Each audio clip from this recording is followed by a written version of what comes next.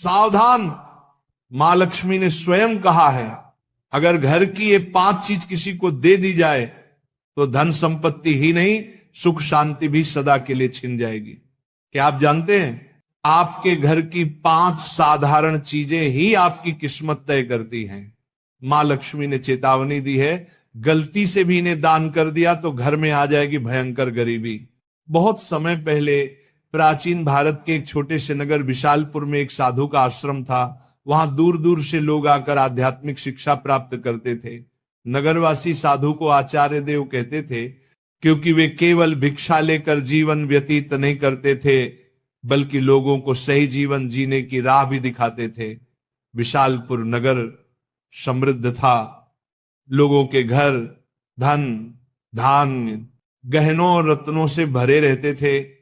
नगरवासी मानते थे कि ये सब माता लक्ष्मी की कृपा से ही है। नगर के बीचों बीच माता लक्ष्मी का एक भव्य मंदिर था। रोज शाम को वहां दीपक जलाए जाते, घंटियों की ध्वनि गूंजती और पूरा वातावरण श्री ह्रीं श्री महालक्ष्मी नमः के मंत्रों से पवित्र हो जाता। लेकिन एक परिवार ऐसा भी था जो नगर में सबसे समृद्ध होने के बावजूद धीरे धीरे कंगाल होने की ओर बढ़ रहा था। यह परिवार था वसुदेव जी का। वसुदेव जी नगर के सबसे बड़े व्यापारी थे।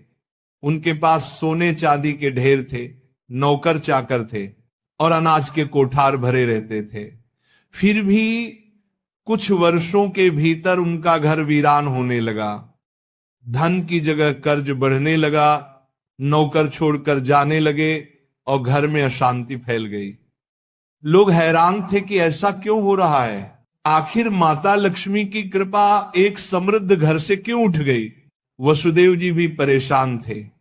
एक रात वे चिंतित होकर सो रहे थे, तभी उन्हें एक स्वप्न आया। स्वप्न में माता लक्ष्मी प्रकट हुई। उनके मुखमंडल से दिव्य आभा निकल रही थी।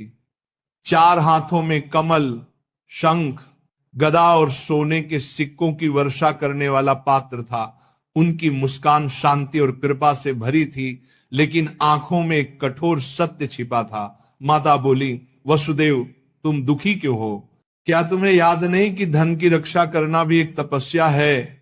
तुमने अपने घर की 5 पवित्र वस्तुएं बार बार दूसरों को देकर मेरे निवास को अशुद्ध कर दिया, इसलिए मैं तुम्हारे घर से विदा हो गई।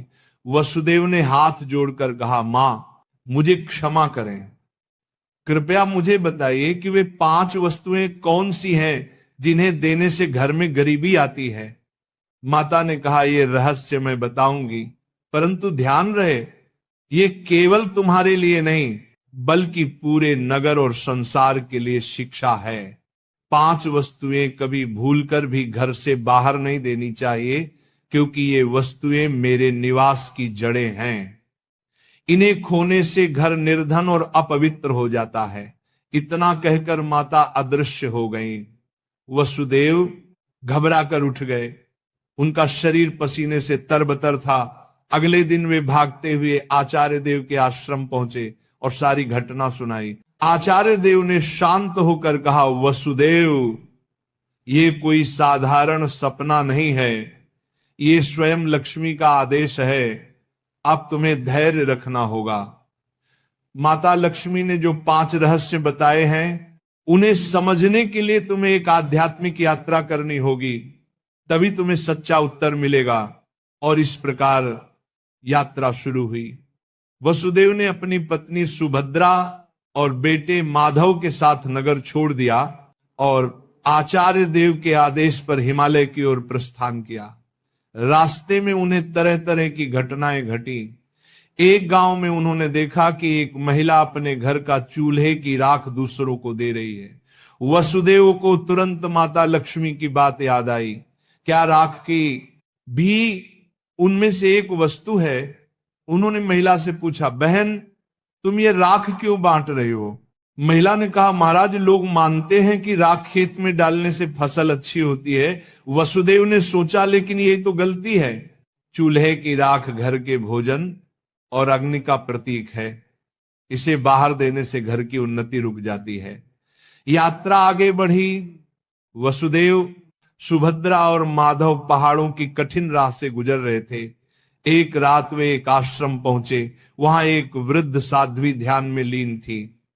साध्वी ने वसुदेव को देखकर मुस्कुराते हुए कहा, तुम्हें लक्ष्मी माता के 5 रहस्य जानने हैं ना? ध्यान से सुनो। ये पहली वस्तु है चूल्हे की राख। इसे किसी को मत दो, ये घर की लक्ष्मी को बाहर कर देती है। वसुदेव ने प्रणाम किया और रहस्य को याद कर लिया। दूसरे दिन वे आगे बढ़े। एक गांव में देखा कि लोग अपने घर से झाड़ू निकालकर दूसरों को दे रहे। वसुदेव ने आश्चर्य से पूछा, तुम लोग ऐसा क्यों करते हो? एक युवक बोला, हम मानते हैं कि पुराना झाड़ू देने से दरिद्रता चली जाती है। लेकिन तभी आकाश में गड़गड़ाहट हुई, जैसे स्वयं माता लक्ष्मी बोल रही हो, मूर्खों, झाड़ू लक्ष्मी का निवास है। ये घर की स्वच्छता और समृद्धि का प्रतीक है। इसे बाहर देने से लक्ष्मी घर से चली जाती है। वसुदेव को दूसरी वस्तु का भी रहस्य मिल गया, झाड़ू। तीसरा रहस्य उन्हें एक कुटिया में मिला। वहां एक वृद्ध साधक बैठे थे। उनके सामने दीपक जल रहा था। साधक ने कहा, बेटा, घर का जलता हुआ दीपक या उससे जली हुई लौ कभी किसी को मत दो। ये घर की ज्योति और आयु का प्रतीक है। इसे देने से सुख शांति चली जाती है। वसुदेव ने तीसरी वस्तु भी जान ली। आगे चलते चलते वे एक गांव पहुंचे। वहां एक परिवार ने अपने घर का नमक पड़ोसियों को उधार दिया। उसी रात उस परिवार के यहां कलह मच गई। साध्वी ने समझाया, नमक रिश्तों की मिठास और स्थिरता का प्रतीक है। घर का नमक देना लक्ष्मी को अपमानित करना है। अब वसुदेव को चौथी वस्तु भी मिल गई, नमक। अंततः हिमालय के पास एक गुफा में तप करते एक योगी ने अंतिम रहस्य बताया। योगी बोले, वसुदेव, 5वीं वस्तु है कपड़े का कोना या पल्लू। महिलाएं अक्सर पुराने कपड़े का पल्लू काट कर दे देती हैं, लेकिन यही स्त्री की लक्ष्मी और घर की मर्यादा का प्रतीक है। इसे देना घर के भाग्य को काटना है। अब 5 वस्तुएं स्पष्ट थी। पहला, चूल्हे की राख। दूसरा, झाड़ू। तीसरा, जलता दीपक। चौथा, नमक। 5वां, कपड़े का कोना। वसुदेव ने कृतज्ञ होकर योगी को प्रणाम किया। अब 5 रहस्यों को जानकर वसुदेव अपनी पत्नी सुभद्रा और पुत्र माधव के साथ नगर की ओर लौटने लगे। रास्ते भर वे मन ही मन माता लक्ष्मी के उपदेशों को दोहराते रहे। नगर पहुंचते ही उन्होंने सबसे पहले आचार्य देव के चरणों में प्रणाम किया और पूरी यात्रा का वर्णन किया। आचार्य देव ने मुस्कुराकर कहा, वसुदेव, तुम्हें अब सच्चा ज्ञान मिल गया है। इन रहस्यों को केवल अपने तक सीमित मत रखना, बल्कि नगरवासियों को भी बताओ, ताकि वे भी लक्ष्मी के अपमान से बच सके। आचार्य देव की आज्ञा पाकर वसुदेव ने नगर के बीचों बीच सभा बुलाई। सभा में नगर के लोग बड़ी संख्या में उपस्थित हुए। वसुदेव ने हाथ जोड़कर कहा, बंधुओं, मैं स्वयं अपनी गलतियों के कारण निर्धनता और कष्ट का भागी बना। माता लक्ष्मी ने मुझे स्वप्न में दर्शन दिए और बताया कि 5 वस्तुएं कभी घर से बाहर नहीं देनी चाहिए। इतना कहकर उन्होंने क्रम से सब समझाया। पहली वस्तु है चूल्हे की राख, दूसरी झाड़ू, तीसरी जलता दीपक, चौथी नमक और 5वीं कपड़े का कोना।